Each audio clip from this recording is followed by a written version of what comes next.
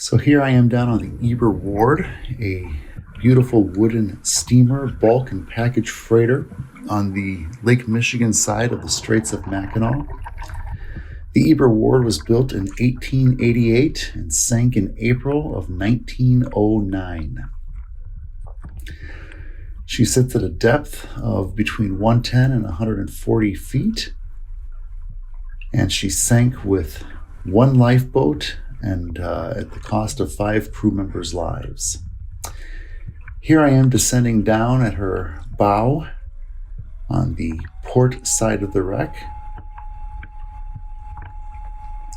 As is often the case with my videos, this is designed for divers who are looking to see the wreck and envision the wreck before actually diving the wreck. The hope is that you use this in order to create your own personal dive plan and study the wreck, see what it is that you want to go see and experience in person, plan your dive, and then dive your plan.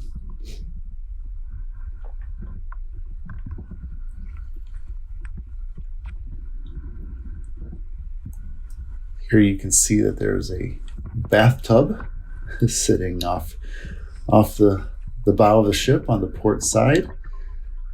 It still has the water in it from the day she sank.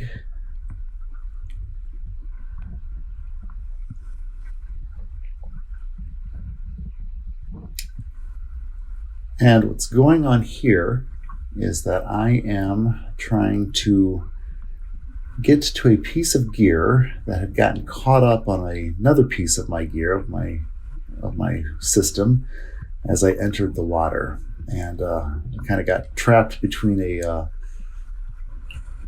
railing of my butt plate, and I am now trying to free it and get it out. And I'm kind of using this bathtub as a little assistance in buoyancy, but in the process, you get this nice shot of a diver looking at the damage from ice, which caused the sinking of the Eber Ward.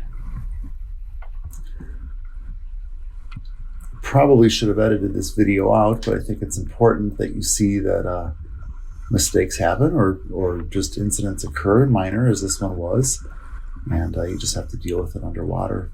But it's taking me a while, and spoiler alert, I'm fairly unsuccessful and then end up needing to ask a buddy of mine for help in getting this piece of my kit. The piece was my primary light, so I have no way of signaling at this point. This diver here is taking my picture as I flounder.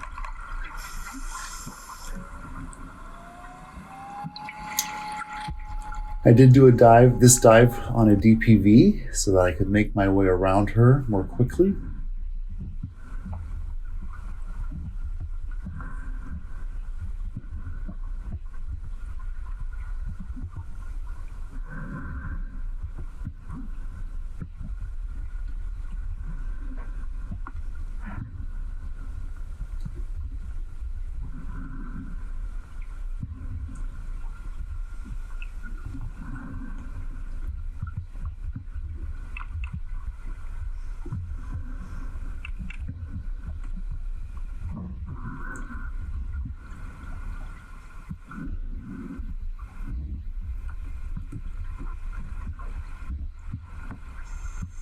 And here you're seeing some of the damage caused by ice that resulted in the sinking of this ship.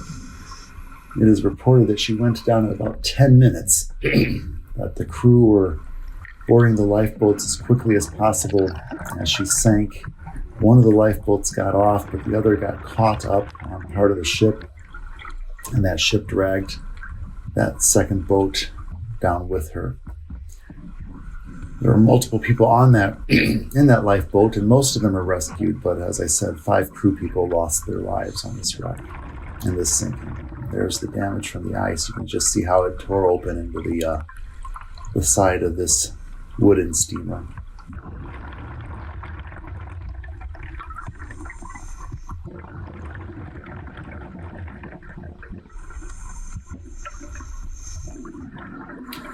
There, my buddy hands me my primary light, so my problem is resolved. And it's time to go diving. I think I was kind of foolish in trying to resolve that at the sand as opposed to onto the deck of the wreck, where I would have been higher up and incurring less deco, but mistakes get made.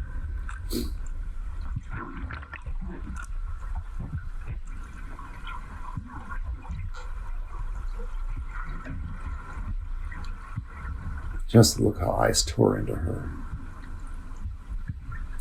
This would have been in April, so this would have been spring, and the captain thought that the ice was more or less slush ice at this point, but obviously he was mistaken. And here I am getting a little video of my buddy who's about to do a review of that light on his forehead. I don't know what his review will say, but he shared with me that it wasn't his favorite piece of kit.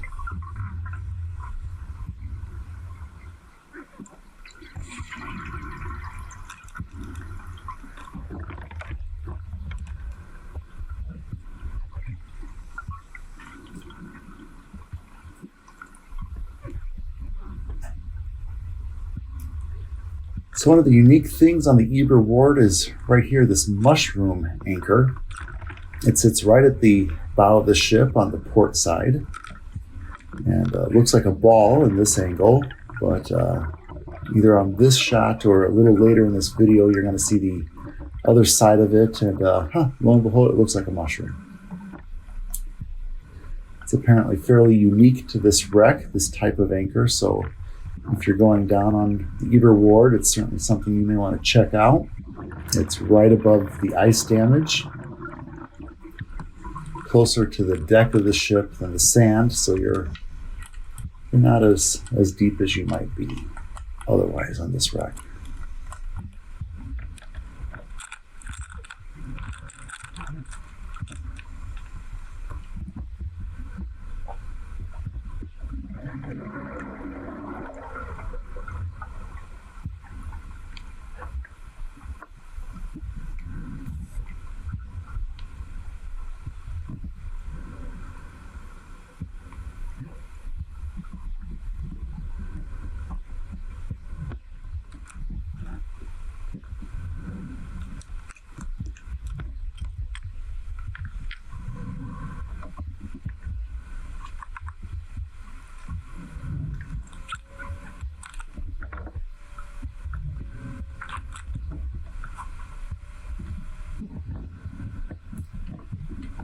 There's more ice damage, it looks like.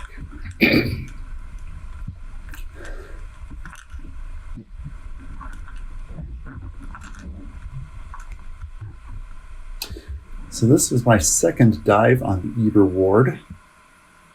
I am now on her starboard side, heading to the stern of the ship. And my dive plan for this was really to just explore her and try to see as much of her as possible to get an idea of what I may want to do on my next dive on the Eber Ward.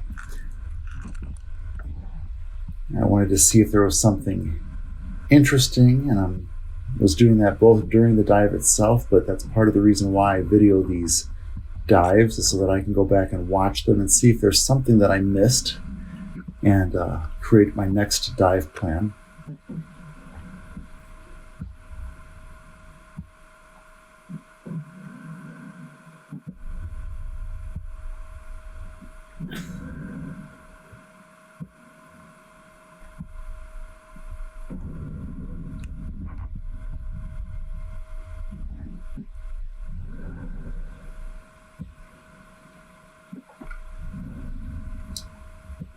And as you can see, she looks like a wooden bulk or package freighter.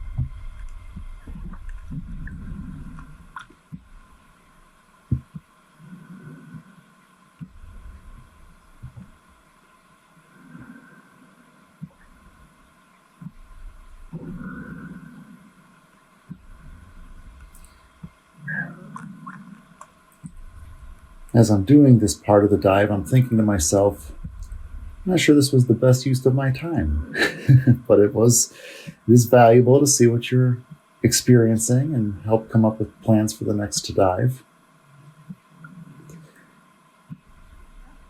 We see here an opening into the cargo area of the wreck.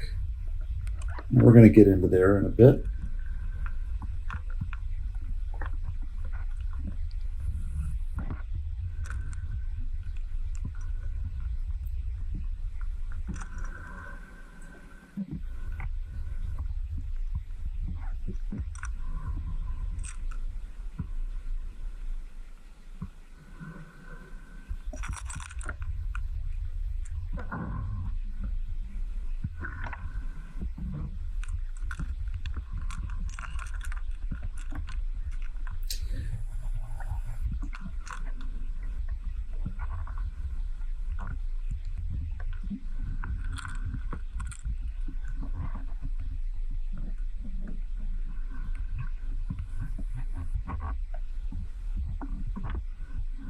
Just looking at some of the debris, and in this area is the lifeboat, or at least it's reported to be the lifeboat. I didn't fully find it.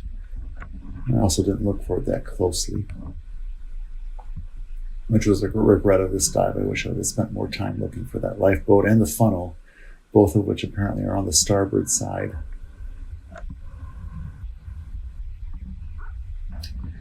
Here we're seeing the propeller of the ship, as well as there's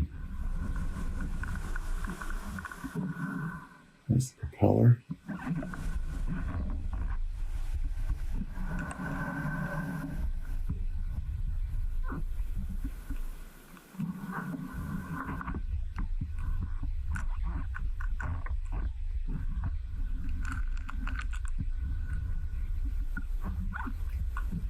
And the rudder of the ship right there, look how thick that thing is. That is made of wood, as best I could tell. And I'd say I wish, but another regret of this dive is that I didn't hold something to there to get a sense of how thick that propeller was. But I want to say it was more than the width of my hand.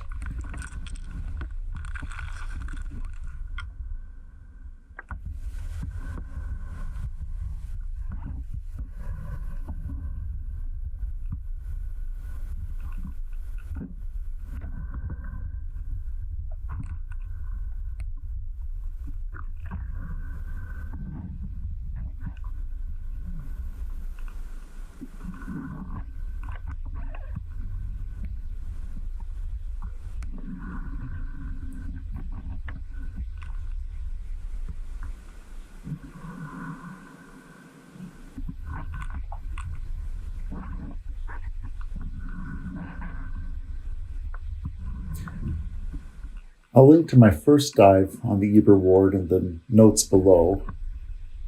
And that gives you more time on the ship itself. Like I said, this was my second dive, and I wanted to see what I didn't see the first time. I kind of wanted to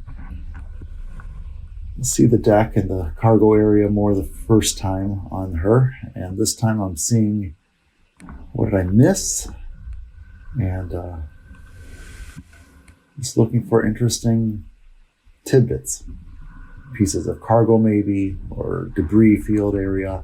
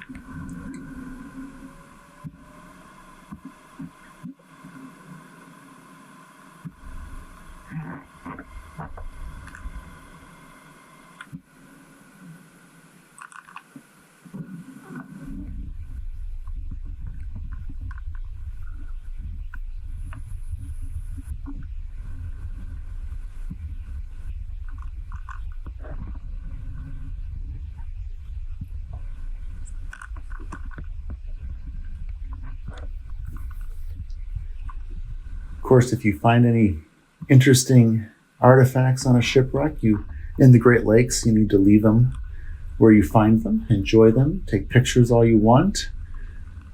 But it is a crime to take anything up from these shipwrecks, and that includes part of the cargo. So the Eber Ward was carrying corn, which over 100 years later, I can't imagine there's any still down there. But other ships that were carrying iron ore or whatever they may have been carrying, even natural resources of cargo, is illegal to take up from the shipwrecks in the Great Lakes.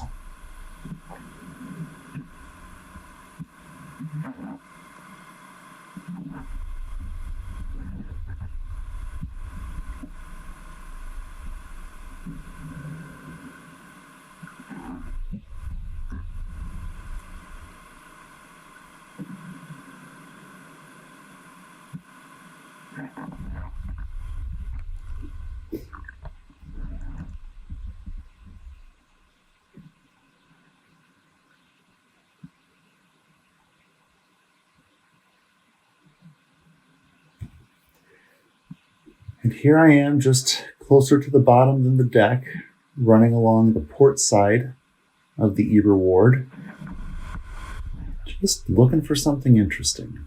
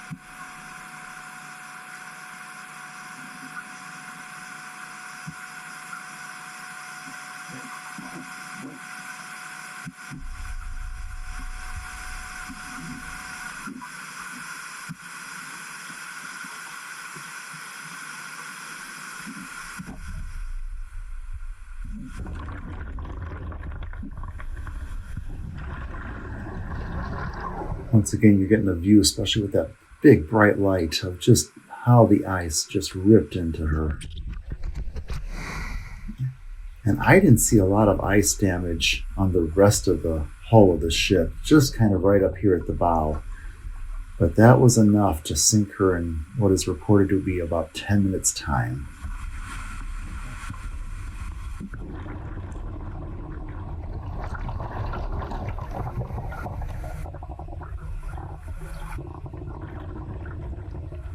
Here we are coming up on that mushroom anchor again, and now you're able to get a better idea of why they call it a mushroom anchor. It certainly kind of has that shape.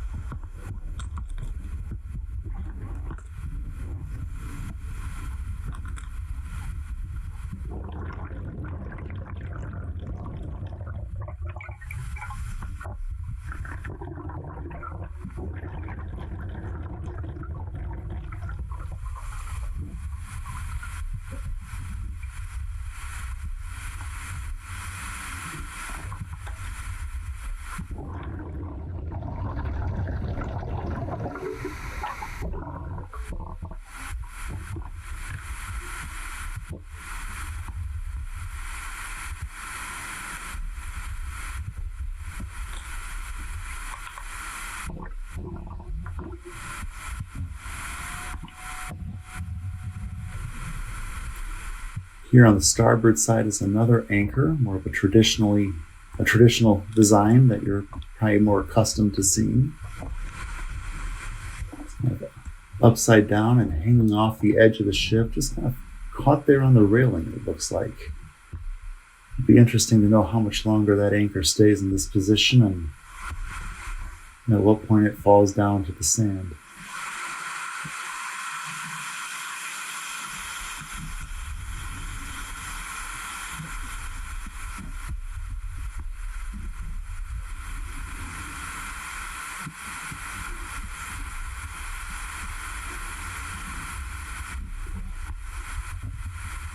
So I said in the text at the start of the video that the weather topside wasn't helping us with visibility for this wreck, and just a few moments ago you may have seen a flash. That was probably lightning that was in the area. We started the dive and it was overcast and it was clear there were storms in the area, but when we finished the dive, the crew gave us the report that they had quite the lightning storm up there for a few minutes. And now here I am on the deck, traveling toward the stern of the ship on the starboard side.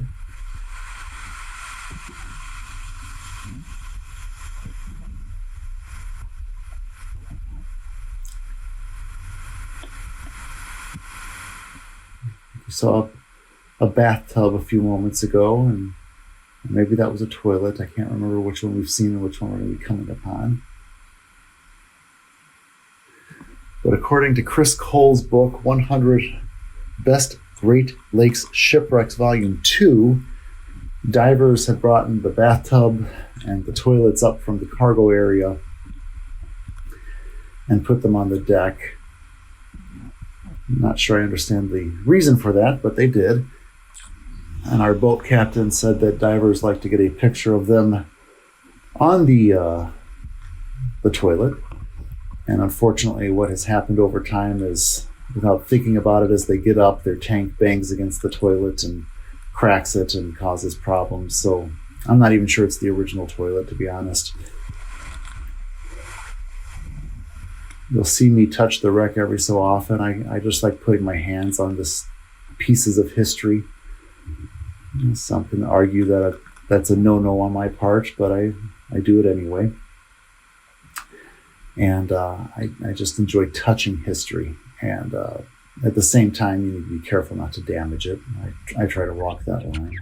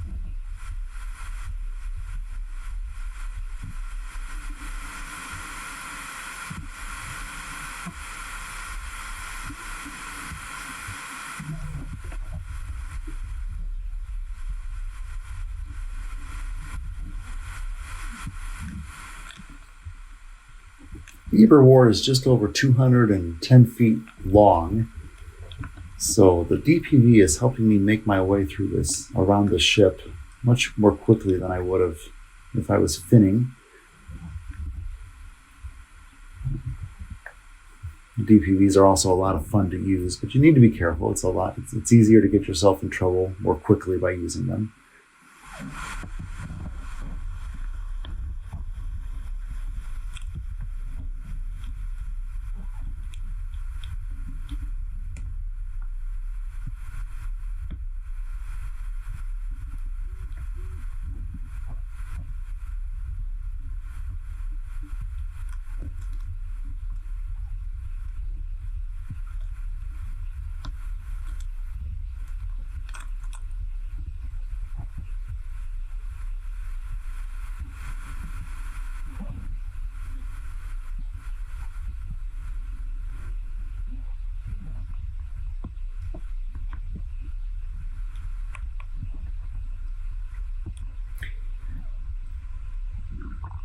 I was originally going to make my way back to the bow of the ship on the deck here, but then I'm going to change my mind and say, hey, I'm here at the easy entryways to the cargo areas. Let's turn around and go down into those, make my way around inside the ship.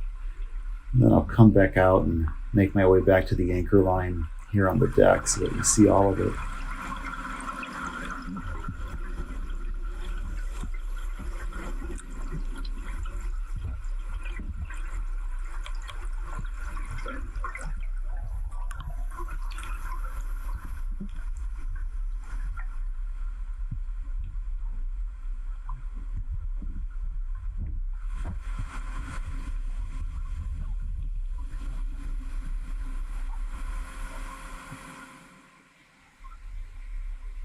So I am again heading toward the stern of the ship.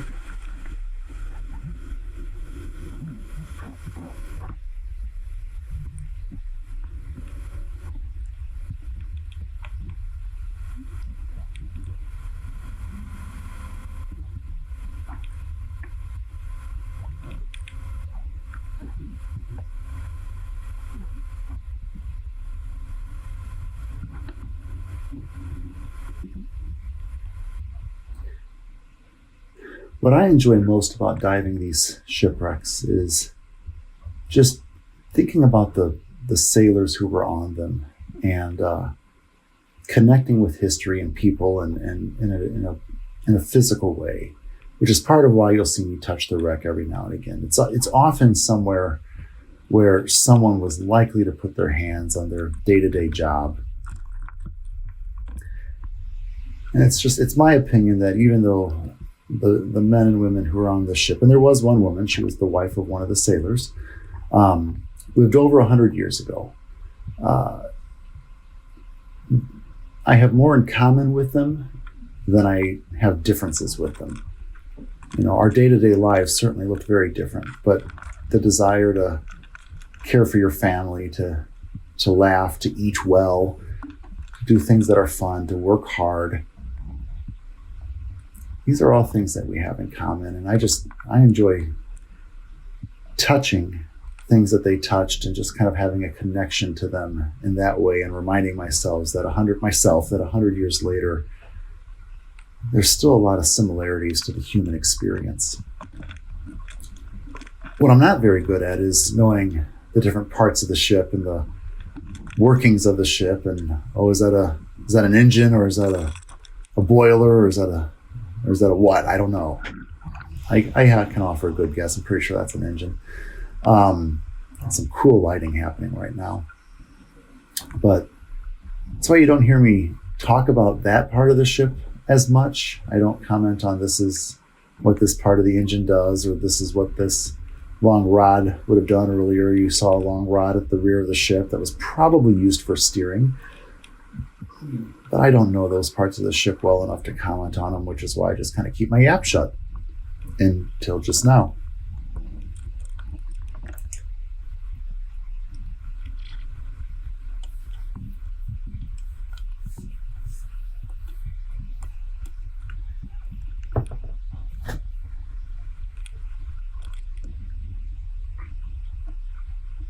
So we are in one deck below the top deck of the ship, one level below the deck. We're making our way toward the bow on the starboard side. You can see there's a lot of debris around. The passageway through this cargo hold is reasonably easy, although you should only do it if you're properly trained and know what you're doing, have good experience in doing so, because as you can see, there's plenty of ways to get yourself caught. And if visibility gets poor, you get yourself lost, and that's where divers get themselves in trouble. I'm wearing a helmet on my head, which is where my camera is mounted, and I just turned off a light that is also mounted on that helmet. Well, you can see there's still quite a bit of backscatter in the image. But hopefully this is helping you get a sense of what diving the Eber Ward is like and coming up with your own dive plan.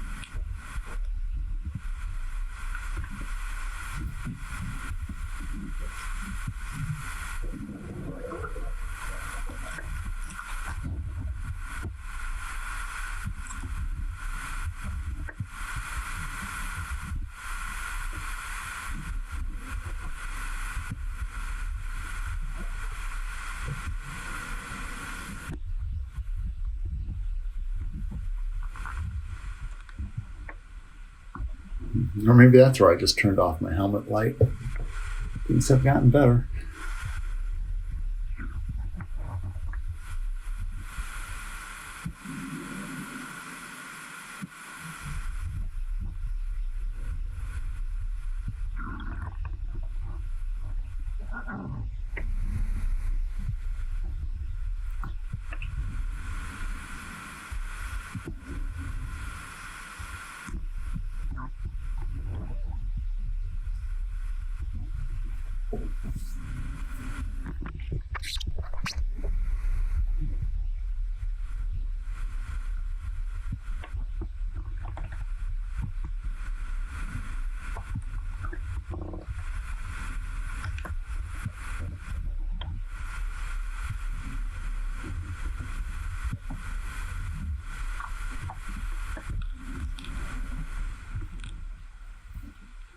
So back in 1909, this area would have been filled with corn that was coming up from Milwaukee and making its way up to the Straits. A lot of that corn was salvaged, apparently.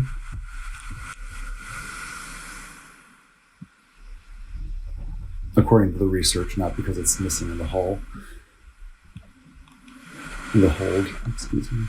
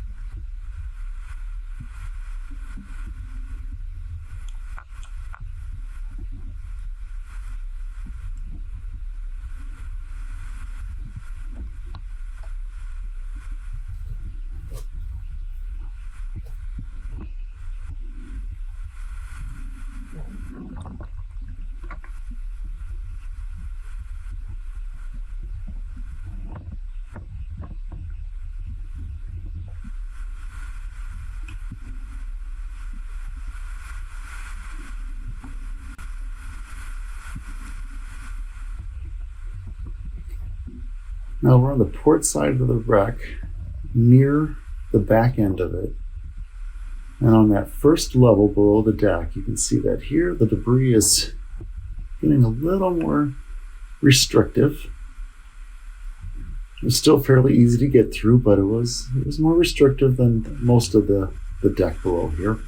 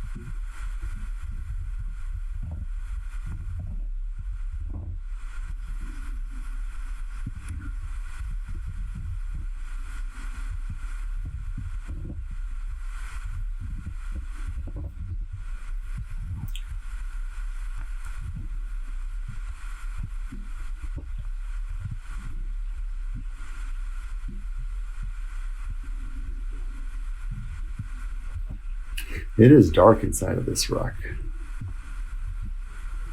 So there is the doorway, or I'll call it an exit, that we saw earlier as I was swimming around the starboard side of the exterior of the ship. So if you remember that from earlier, this is me going to come out that exit right now. Which, by the way, if you have a buddy with a camera, that would be a great place for them to set up and get a nice shot of you exiting the wreck. And hopefully you'll do the favor for them and let them get the same shot with you taking the picture.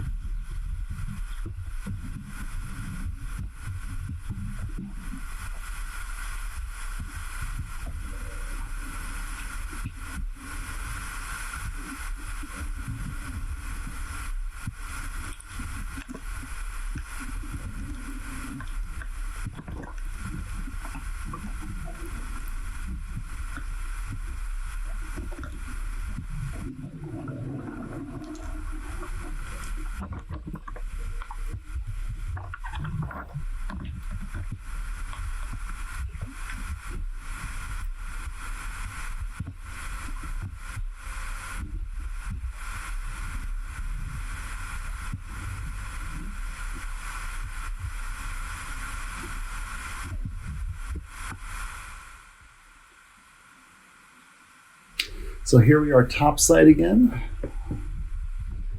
making our way up the port side of the ship on the main deck.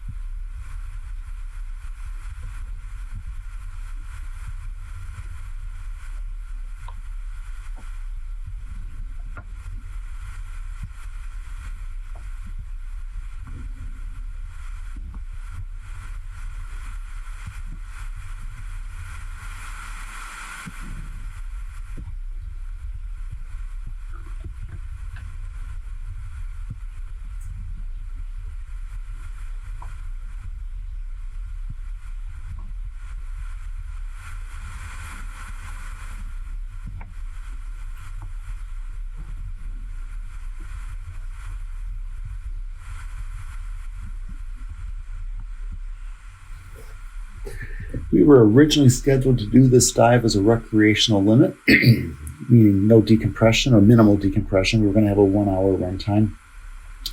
And for a wreck at, roughly 130 most of the time feet, that's going to require some deco, but we were going to have a 1 hour runtime. Because of the weather, our captain decided that this was going to be our only stop for the day. We were not going to do a second dive on another wreck. So he said, if you want to stay down longer, by all means, go ahead and do so. So most of us took a little bit longer on our runtime, and I certainly did as well, went beyond an hour. This, like I said earlier, this was my second time on the wreck. For everyone else in our team, this was our first time on the wreck, and they all agreed they were glad that they had more time, that they don't think that they would have seen the ship to the extent that they would have wanted to with one dive, limiting themselves to a 1 hour runtime. So if you have the choice and are trained to do decompression diving, it may be worthwhile to plan this as a decompression technical dive, as opposed to staying kind of within the recreational NDL limits. But of course, if you're not trained, this is parts of this wreck, the top of it, basically. Here's another anchor. Are able to be dived within recreational limits. And I know buddies who have, and they thoroughly enjoyed the dive.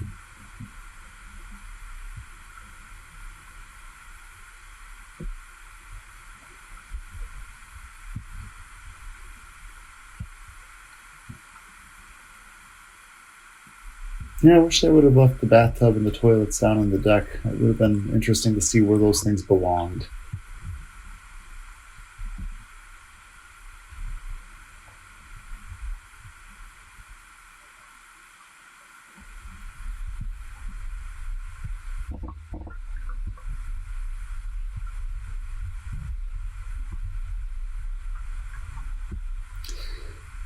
But that is basically my second dive on the Eber Ward. I would certainly come back. I'd watch this video first and come up with a new dive plan. Probably spend more time in the cargo area and really check out some of the mechanics of the engine